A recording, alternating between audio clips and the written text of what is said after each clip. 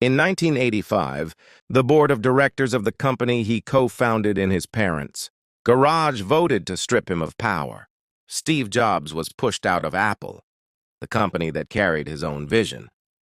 12 years later, he walked back in to save it from near bankruptcy and built it into the most valuable company on Earth. What actually changed?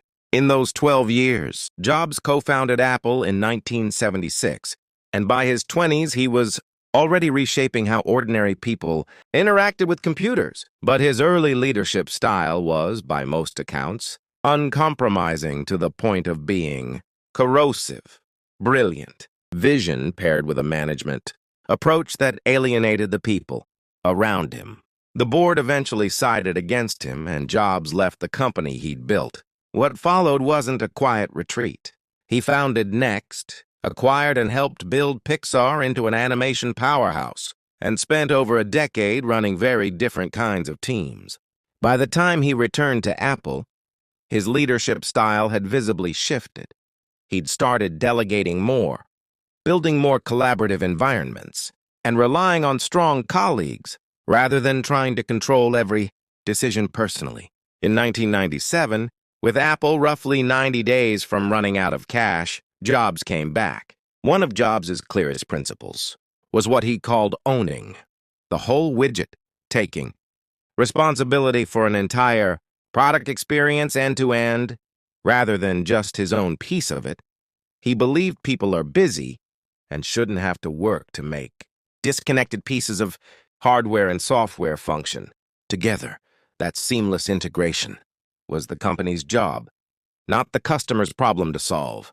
This meant Apple controlled hardware, software, and design under one roof, at a time when most of the industry was moving toward separating those pieces out to different, specialized companies. It was a harder, slower path, but it let Apple guarantee a level of polish that fragmented systems structurally couldn't match. When Jobs returned to Apple in 1997, the company had a sprawling, confusing product lineup. One of his first major moves was ruthless simplification, cutting the product line down dramatically to focus on a small number of products done exceptionally well, rather than a large number done adequately. He treated focus as the actual dividing line between leaders and followers, the willingness to say no to good ideas in order to protect resources for the handful of genuinely great ones. This is a harder discipline than it sounds, especially for ambitious teams that want to chase every promising opportunity. Jobs' version of leadership meant making the uncomfortable, cuts other executives were reluctant to make. Despite his reputation for stubbornness, there's a specific, well-documented moment that reveals something different. At a public developer conference in 1997, an attendee stood up and directly insulted him and his recent decisions.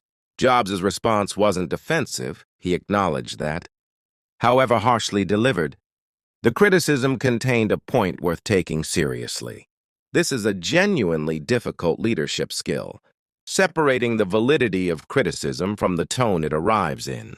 Plenty of capable people reject good feedback simply because of how it was delivered. Jobs, at least in this moment, modeled the harder and more useful response, taking the substance seriously while setting the delivery aside. So what carries over from running a trillion-dollar tech company to your own work?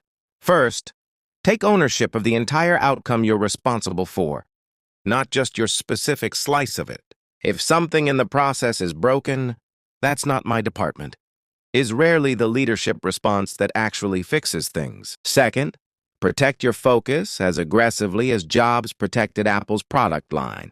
More commitments and more open options often feel like progress, but they usually dilute the quality of everything you're doing. A shorter list done exceptionally tends to beat a long list done adequately. Third, when someone delivers criticism badly, practice separating the message from the delivery before you decide whether to dismiss it. The most useful feedback is often delivered by people with terrible timing or tone. Reacting to the packaging instead of the content is an expensive habit. Steve Jobs' story isn't really about a comeback narrative or raw talent. It's about a leader who was forced out, spent over a decade refining how he actually worked with people, and came back sharper because of it, not despite the failure, but partly because of what it taught him. That's a much more useful lesson than he was just a genius. If ideas like this are useful to you, subscribe every week on Ancient Minds. We go inside the minds of history's most powerful thinkers and leaders. See you in the next one.